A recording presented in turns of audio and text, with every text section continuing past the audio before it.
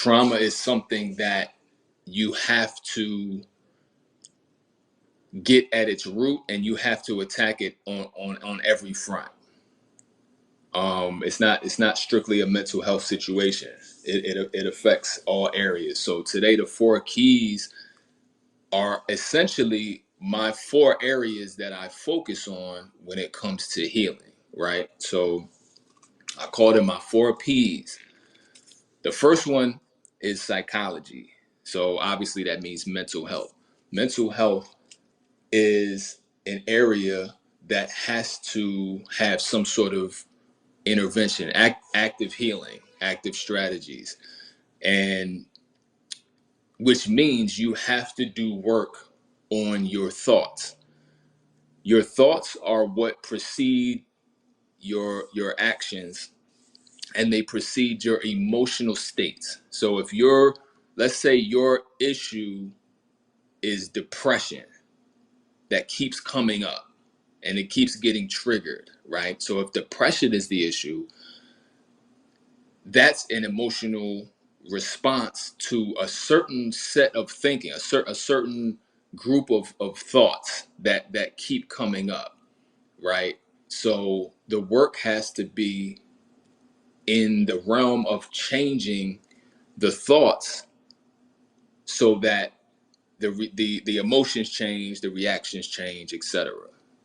So there has to be thought work in order to change something like depression that may be very common, right? So that's that area. That's the first area of work that has to be done. So that's the first area of focus. The second P is purpose, right? There's a reason I put that in there, is because I know I know from firsthand, um, losing my mom tragically. I know that in dedication to her spirit, her legacy, everything that she taught me, I delved into finding out what my purpose was, and I created my own strategy to do so, and I found out what my purpose was, and I dedicated myself to that and to her, and have dedicated everything that I've created and done to her up until this point, and I'll definitely continue beyond. I say that to say, when it comes to having a sense of purpose, right? Discovering what your purpose is, it becomes a point of healing for you, right? Because your purpose is your identity. It's tied to your identity. And when you have a strong sense of identity, it helps to, number one, keep you out of toxic relationships, right? Because that's only adding more trauma to you. So if you have a strong sense of purpose and identity, you won't seek out relationships to find identity, right? Because whether you know it or not, you can, when you look at the motivations that you have for dating certain people, it's very common. One thing that I've noticed is it's very common for some people to date other people as a point of having an identity, or having that person validate them or create identity for them, right? So if you have a poorly shaped identity based on, abandonment can do that, neglect can do that. If one of your parents wasn't involved, that means that you haven't fully formed who you are yet, because your parents are supposed to pour into you and help you develop a strong identity, strong self-esteem, strong self-concept.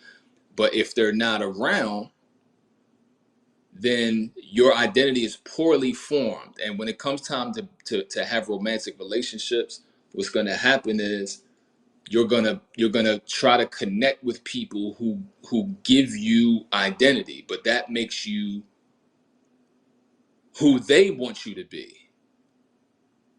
And so you're still not able to build yourself. And if you look at, things like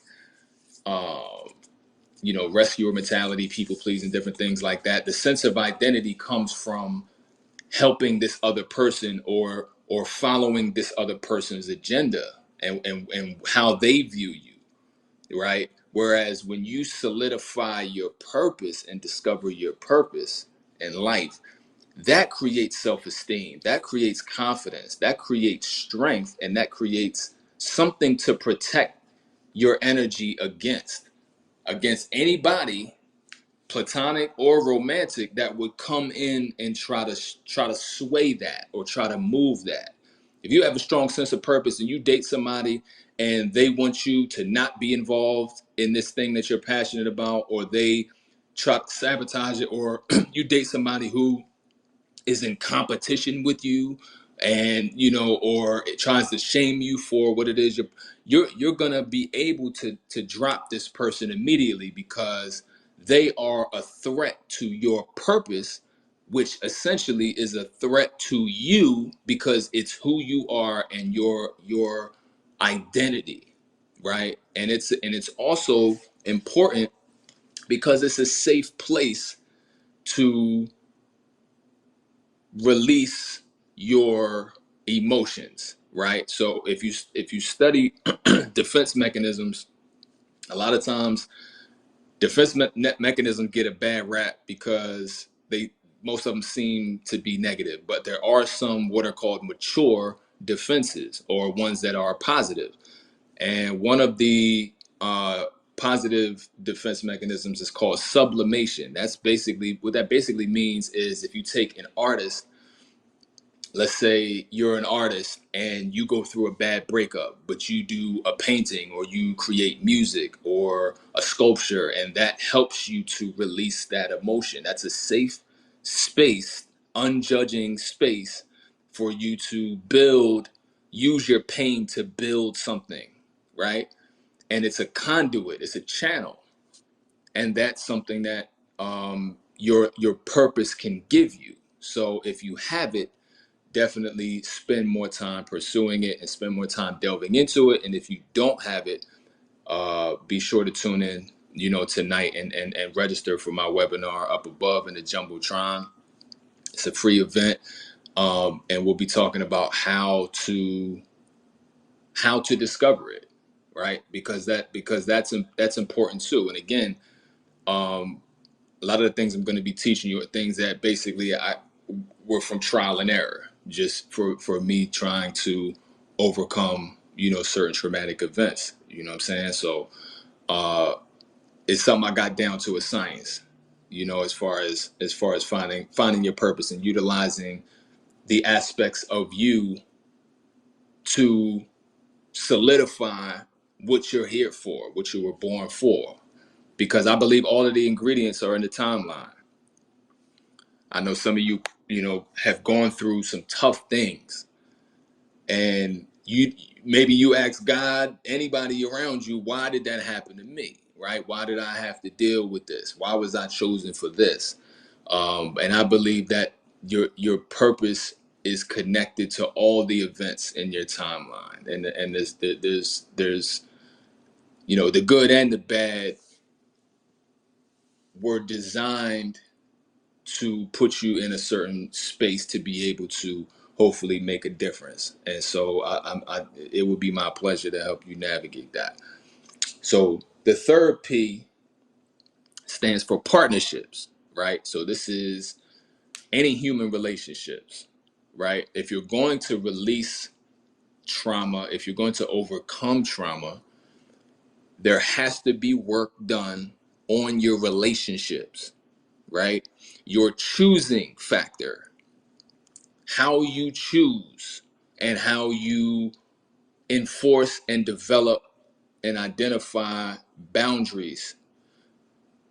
It has to happen, because there's either too little boundaries, right? The gate's too low, so too many people have access to your energy, support, resources, etc., or the gate's too high, where you've barricaded yourself behind a wall because you don't trust the world, and thus you keep yourself separated from it while the whole time knowing that we are social beings, so we need that social connection.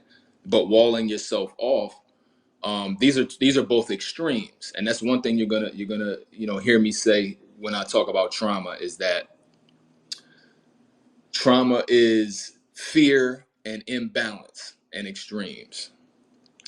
Trauma puts you into an extreme state. You're either living to take from everybody else, or you're living to give at your own expense. You're either trying to keep everybody out, or you're letting too many people in. It makes it hard to recalibrate, because trauma pushes your scales off. So knowing that in the realm of relationships, there has to be boundaries. I've had clients who have had family issues where there was family abuse, lies, backstabbing and espionage and sabotage and all types of stuff going on, where there had to be boundaries put in place, because family knows you like nobody else, and family knows what buttons to push to get certain reactions out of you, to get you to do certain things, or to get you to forget certain things, overlook certain things. They may be overbearing in certain ways. A lot of times certain family dynamics may be on some, since we're family, you have to do certain things, or you have to do this for me because I'm your uncle, or I hold this title, regardless of how their behavior has been, right? This whole blindly following these familial titles, that can be happening, right? Or if we're talking romantic relationships, there definitely has to be work done in that area, right? The choosing part. One thing that I've noticed, because I'm very passionate about relationships and the area of dating, because there's a whole lot of work, definitely to be done in those areas, because trauma pronounces itself much louder in those spaces, right? Because, when you're depressed, you probably just stay to yourself. When you're anxious, you probably don't tell anybody, right? But if you're in a bad relationship, you're going to be on, social, everybody's going to know something, especially when it comes to celebrities. They always telling us who got divorced. People air out exes and all or people complain in their posts just about what's going on in their relationships and things like that. Or opposite sexes bash each other, right? We see this a lot. So it becomes much more pronounced, because heartbreak is that much, it's a very deep thing, and it can take you back. If you think about relationships and somebody betraying you, in one way or another, the pain of that can take you a straight line back to your first traumatic pains, right? If you were abandoned as a child, you know what that felt like. If you got abused as a child, you know what that felt like. If you were left alone and felt worthless, or your self-esteem was compromised, you know what that felt like. And then to have somebody decades later who is supposed to be in love with you, or supposed to be there for you, or who is in a role that is designated to be your partner in life, somehow triggers you to those very same feelings. That's important, and that's hurtful. And it's also, when you look at, it can also be perplexing too, because you got to think, how are they, who never met, parents, or whoever was a part of your original hurt, right? They never met each other, most likely. So how were they able to trigger you back to feeling like you did when you were 6 or 7, right? That level of rejection or disappointment. It's because it never went anywhere. It's because it never healed.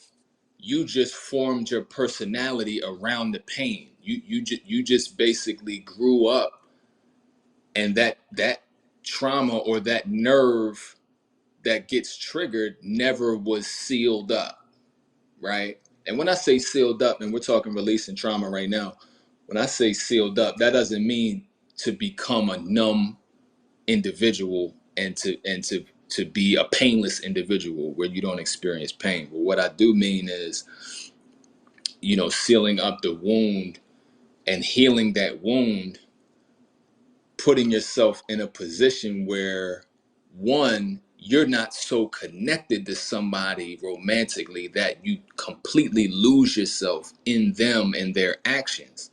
And two, healing yourself means being competent and savvy enough and strong enough and disciplined enough and in loving of self enough to choose different, to choose in your best interest, and to also be in a space where you're able to release certain people, right?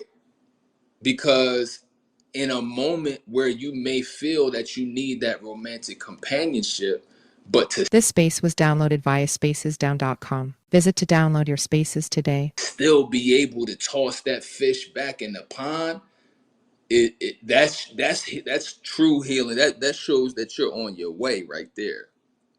That's a true sign of working towards actual healing, being able to toss it right back and say, yeah, as an analogy, yeah, I'm hungry, but I ain't eating that, right? Because last time you ate that, you know exactly what happened. So I'm not falling for this again. And being able to build consistency around that, because that's self-love. And if that's self-love, then what is it called when you see 30 red flags and go in anyway? That must be something different, right?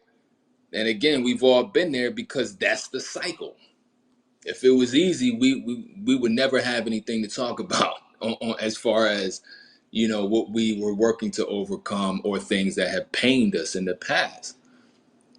So that area is very much a key area to focus on, because if when you no longer resonate with people whose trauma is still dominant within them, you look at them different.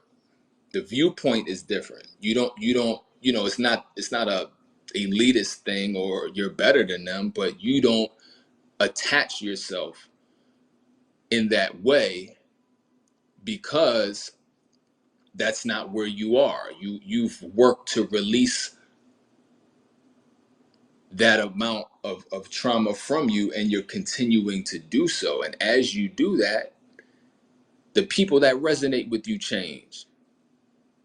When you're talking relationships, you want somebody who can co-create happiness with you, not somebody who is going to be the sole provider of your happiness, right? And I think that's where, you know, a lot of times we get it wrong, is where, we put the burden on somebody else romantically to be the person that heals us, fixes us, seals up our wounds, is our therapist, the best friend, the lover. It's this high unreachable expectation, and then we don't want to be around when they can't fulfill that. But that's, we're setting ourselves up for failure, and ultimately continuing the rejection cycle or the abandonment cycle by putting ourselves in position to be abandoned or to want to abandon that person, right? Because it goes both ways. If you've been abandoned, a lot of times you'll choose people, unconsciously choose people, or subconsciously rather, but choose people who carry the red flags that make it likely that they'll end up abandoning you. But it goes the other way too, where if you've experienced abandonment and that's still active in you, you may choose people who you don't really like that, and try to talk yourself into sticking with them, and then to ultimately realize that you don't like them like that, and then you got to drop them. But at the second point, when you do it the second time, or when you actually drop this person, it's at a point where you've already developed feelings. So it's a painful release. It's not a situation where it's like, oh, okay, I tried to, I know I didn't like you, but I tried to rock with you for a year and I'm gonna just let you go and there's no feelings whatsoever. No. That, because that wouldn't be the repetition of the original pain. Abandonment has to be painful because that's why you fear it. And ironically, that's why you put yourself in that position to be in the mix of it again and over again. So if you carry abandonment, you can choose people that aren't even your type.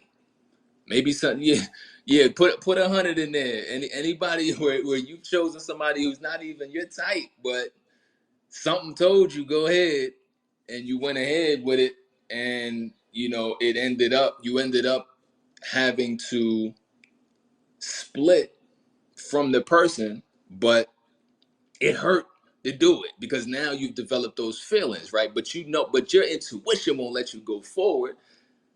You can't go another step, but you knew they wasn't it.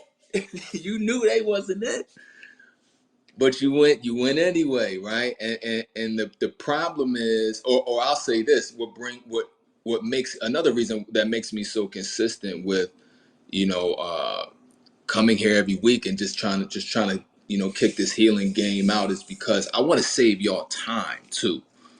A lot of these relationships and these different exes and everything like that, it, number one, it becomes psychologically jarring at a certain point to have a rack of memories that are almost haunting, right? When you have, okay, this particular ex, dating them for 2 to 4 years, or the one before that, and so you have these memories, this history, these flashbacks, these musical triggers. You have all of this in your head on a daily basis, all these memories, all these reminisce points, and you can't do anything about it. You can't hang out with the person because y'all probably fell out bad or it ended bad, or it's irreparable, right? So you may not even be at an amicable point. And so you have these different years of time with these different people that you were never supposed to connect with romantically and move forward with in the first place, but you never interrupted the cycle. And that's what I stand for, and that's what I'm about. Interrupting the cycle so that you can choose different, empower yourself to choose different. And by choosing different, you end up with different results. Now, it's not to say that, everybody from that point forward is going to be, obviously you only need one forever person, but it will equip you to, number one, not get hit as hard when it comes to any if a breakup does happen. But it also will put you in a space to identify who should get a chance and who should not, and to be much more protective over yourself and your energy, right? So that you can identify, okay, that's the one right there. Let me give this one a shot because we're resonating on a healing frequency. We're resonating on an upward spiral. We stand for the same things. We're speaking the same language. And if it works, it works. It doesn't, it doesn't. But it doesn't shake me. It doesn't shatter me. It's not wasted time because I see different now. I can identify exactly what I'm looking at because every ex, you're looking at yourself one way or another, right? Now, the actions they choose or how their pain and trauma has changed their behaviors, you may not act the same behavior wise, but you're dealing with the same type of wounds when you have these exes. So exes are mirrors. It's not a situation where this, like, there's these like aliens that fly down and get into a romantic situation with you, and they don't have any connection to you whatsoever, and you like, well, damn, how did I track that? Where'd that come from? Nah, it comes from the trauma that's active within you. It's still there, and your exes show it. They show you where you're resonating. They show you, okay, what is my trauma report card at this particular point? Like, where am I progressing on my healing journey? You'll see, because you'll see in their actions, right? What do their actions boil down to? Is there an insecurity under there somewhere? Right? A lot of this manipulation and gaslighting and narcissism, it boils down to insecurity. It boils down to a self-esteem problem. Now that may motivate you to endure and deal with a lot of behaviors, or rescue, or do certain things, right? But it leads them to extract resources, drain energy, and be deceptive, and to use you for whatever they need you for. That's the the match that's created, right? So that's the third area, is partnerships slash relationships. The last area, or the number four, is physical health, right? So this is another area that I specialize in. This is my 4-part approach. Now, how does trauma affect physical health? Well, number one, if we're talking about diet, that's gonna affect, it's gonna have an effect on how you eat, and what you eat, right? We've all heard the term emotional eating and different things like that. If your emotions aren't regulated, or you're always in a certain emotional state that may be low vibration, you're gonna end up eating things that are not good for you. And when you eat things that have certain chemicals, they're basically, the gut is the second brain. You're going to end up triggering anxiety, depression, overthinking, all these different emotional states based on the poor food choices.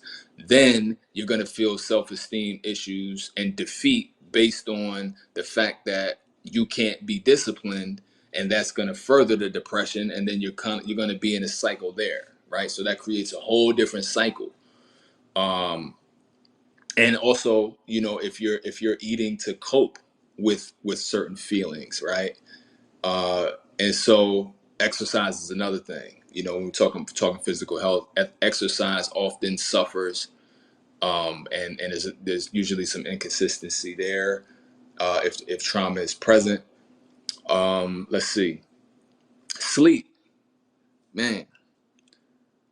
In most cases, like, let's say, for example, how can trauma affect sleep? Well, number one, if you have anxiety, that's going to throw your sleep off. If you are over sacrificing for everybody, you're going to be overwhelmed. And if you're overwhelmed, then chances are your sleep is going to be affected as well. You're gonna um, likely end up in a state where you're not sleeping deeply enough. You may be waking up a lot, or you sleep like a rock, and then struggle in the mornings, because you just haven't given yourself enough time. And that brings me to the next point, which is self-care. A lot of times, if you've experienced trauma, self-care is going to be lacking. It's going to be inconsistent, and it is going to be a consistent problem, because everything else gets your attention. And doing something for self sometimes can signal, if you're not used to it, or you haven't built the momentum, can signal a guilt factor within you, right? So if somebody needs something, or somebody requests something of you, or if it's family, or whatever the case is, whatever situation you might be in, you may interrupt your own time for somebody else. And like I mentioned before, when it comes to over sacrificing, that's a that traces back to trying to find love. And maybe as a child, you weren't shown love, so you try to chase it by doing certain things, and you got, maybe got attention for doing so, or maybe the only time you were acknowledged was for a certain task, or to, raise younger siblings, or, so the attention came from when you were actively doing something, getting good grades, or, whatever the case is, helping somebody else, right? And so that starting to build your self-esteem around that creates adults who are constantly overwhelmed by everybody else's needs, because they're afraid to stop and say no. Because if your self-esteem is built around what you can do for somebody else, then the fear is, well, the extreme fear is that if you stop doing for everybody else, then you won't have any worth.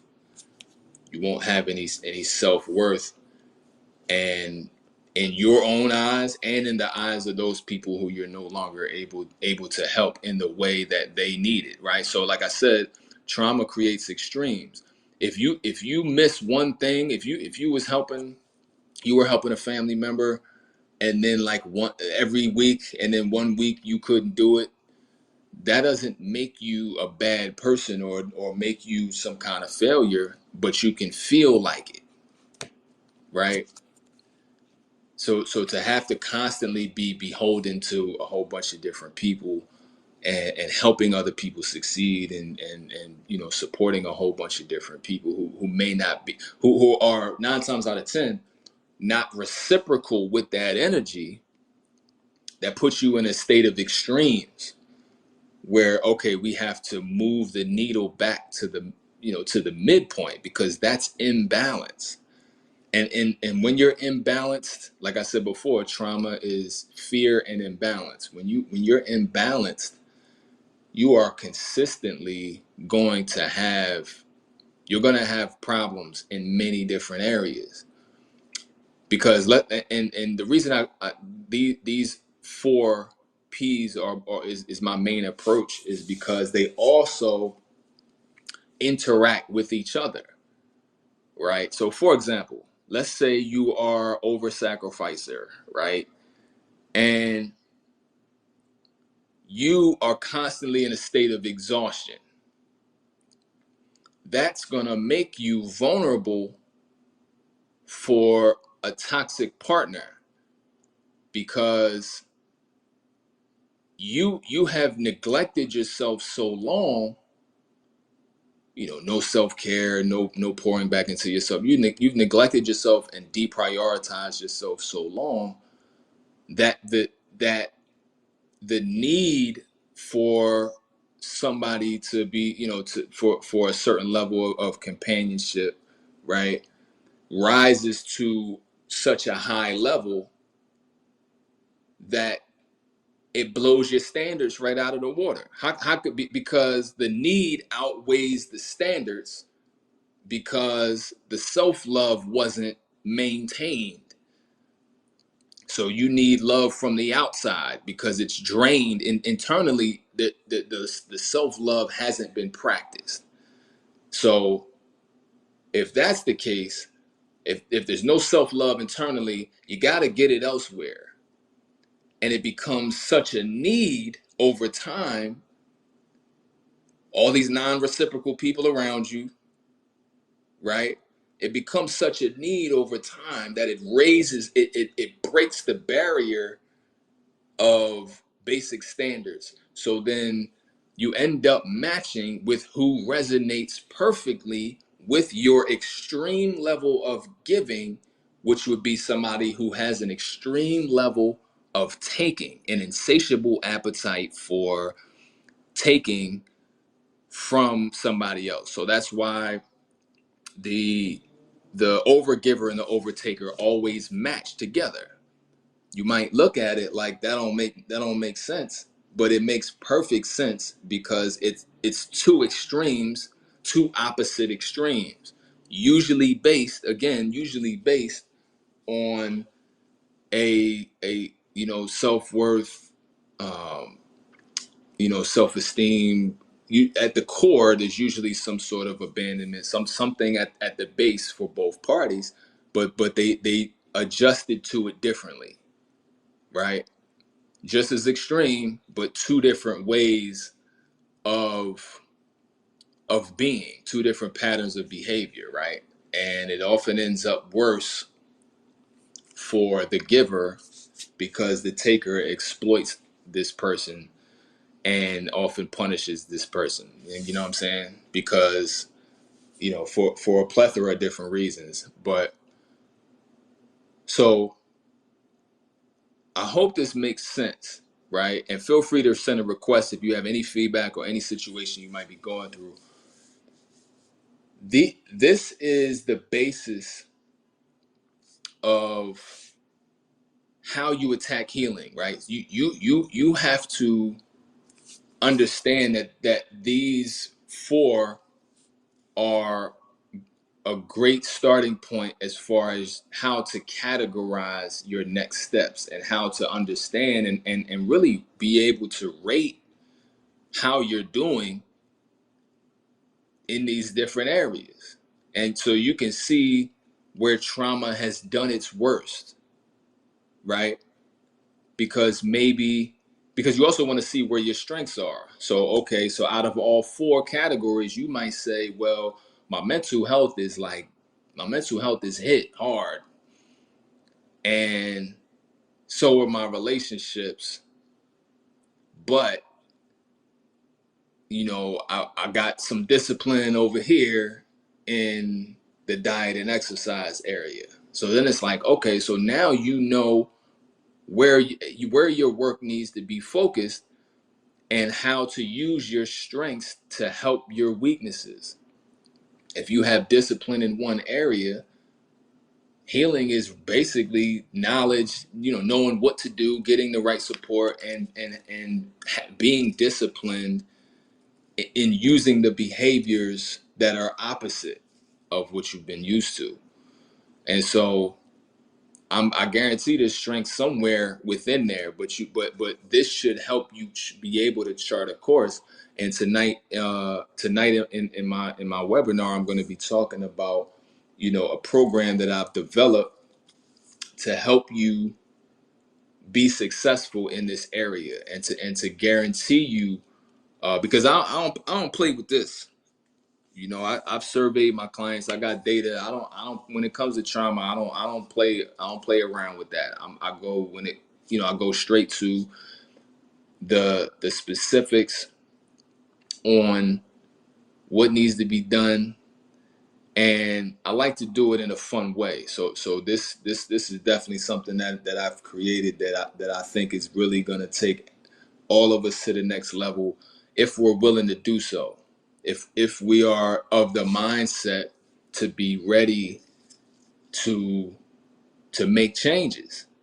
And I know how difficult it can be, which is why my approach is very much uh, gradual, and it's very much easy to weave into your lifestyle and customize to your lifestyle. And it's also customized to how you learn best, right? Sometimes, it's audio. Sometimes it's, webinars and presentations. Some people learn best through, virtual lectures or virtual coaching or, reading. I've written 2 books, so, some people learn best through reading. So definitely be sure to click the link and come through tonight because I got something great for you guys. And also I want to make, healing from trauma something that is easier or easily digested, right? And easily, um, I like to make it practical because it's something that, for a lot of us, it can be confusing, and you can, not really know where to go or how or where to start, because again, trauma the energy becomes a part of you until you start to reprogram and reverse engineer and start to really release a lot of the patterns that have kept you in the cycle that you're in, kept you choosing the partners you've chosen, kept you neglecting yourself and your needs for a period of time, and keep you in a state of guilt, a state of anxiety, a state of depression, overthinking, dealing with self-esteem issues, dealing with perfectionism, having that urge to rescue other people, right? In relationships and things like that, having these different fears of rocking the boat or doing what's necessary, for you from a self-care standpoint. This tonight is going to be a freeing experience, being able to free yourself of what has burdened you, right? So that you're able to live in your fullest expression, to be exactly who you want to be, and to experience the confidence that comes with you overcoming parts of you. This is a you versus you situation. If you can conquer the elements of your former self, nobody can stand in the way of your greatness. Nobody can block you from the best of life that's coming at your next stage. You hear the proverb that talk about, the enemy within. When you can conquer the enemy within, nothing is insurmountable after that. And I want that feeling for all of you. I want you all to be able to experience what that's like, because it's a process, but it's one that yields so many benefits very soon as well. It's not something where you're not gonna feel better for like 2 years or something. Like it's something that I've worked hard on to make easier for you to incorporate and for you to take ownership of, and for you to become the driver of your life, as opposed to your habits driving the car, right?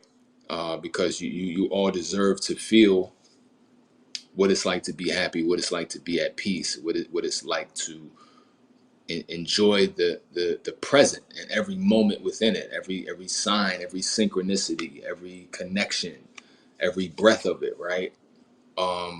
And especially since a lot of us are putting in a lot of work when it comes to keep making sure our people are empowered and making sure justice is served on all fronts, like being consistent in different areas where people don't see you, putting in work where people don't see you, doing things behind the scenes where you don't get the congratulations, you don't get the accolades, there ain't no trophies for that. You're putting in work where nobody may even know. It may be completely anonymous. While you sitting at home, with on a laptop, trying to make a difference in people's lives who you may not have even met or may never meet. These are the things that, I think about when I put things together, is making sure that you guys putting in the work. Somebody's putting in work for you while you're there doing what you need to do and what you feel like is part of your purpose and what needs to be done. Somebody like myself is behind the scenes working to make your life easier, and to help release you from things that may make it difficult for you to navigate life. So I want to let y'all know I'm here for you as always.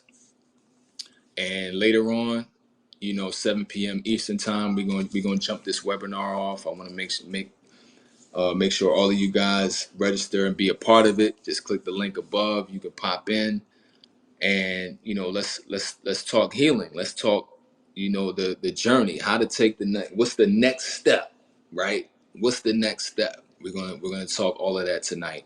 Thank you guys for coming as always. Hopefully wherever you started at, hopefully you feel a little bit better.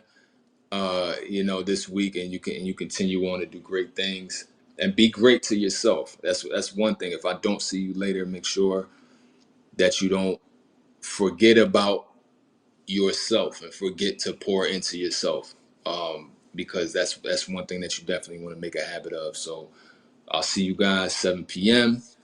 Eastern time, and if not, I'll see you guys next Tuesday.